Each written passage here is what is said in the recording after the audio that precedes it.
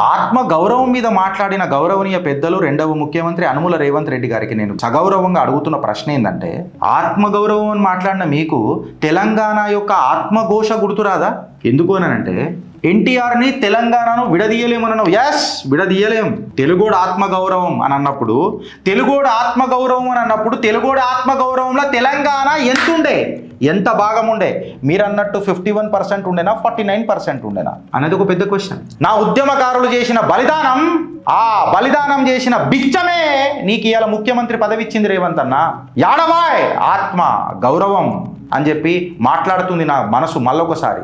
జై తెలంగాణ అని చెప్పి. ఉస్మానియా యూనివర్సిటీ విద్యార్థులు చేసిన సాక్రిఫైజులు, చేసిన త్యాగాలు, తిన్న లాఠీలు ప్రస్తావన గుర్తురానప్పుడు ఆత్మగౌరవం ఆత్మఘోషై బాధ బాధ్యతై మాట్లాడుతుంది. గలం గర్జనే వినిపిస్తుంది. జై తెలంగాణ రేవంత్ అన్న. కేసీఆర్ గారు రాజకీయం చేసే పక్కకు పెడదాం. కేసీఆర్ గారు చేసిన ఉద్యమం మర్చిపోదామా? కేసీఆర్ గారి పేరు రాలే. పోనీ కేసీఆర్ మీకు రాజకీయ శత్రువు అనుకుందాం. మీ పక్కకు కూర్చొని కొయిలేషన్లో పెట్టుకున్న ఎమ్మెల్సీ ఇచ్చిన కోదండరాం సార్ కూడా పేరు కూడా రాలే కదా. నంది అవార్డులను తీసేసి గద్దర్ అవార్డ్స్ అని చెప్పారు మీరు. గద్దర్కి పాత్ర లేదా?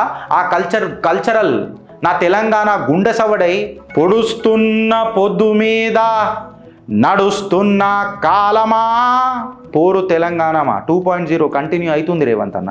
జై తెలంగాణ అని చెప్పి ఉడుకు నీళ్ళు ఓసుకుంటేనే ఒళ్ళు గాలిందంటివి కొడక, పెట్రోలు ఓసుకొని ఎట్లా గాల్సుకుంటివి కొడక అన్న పాట మీ గుండెని కదిలియలేదా? శ్రీకాంతాచారి యాద్ రాలేదా?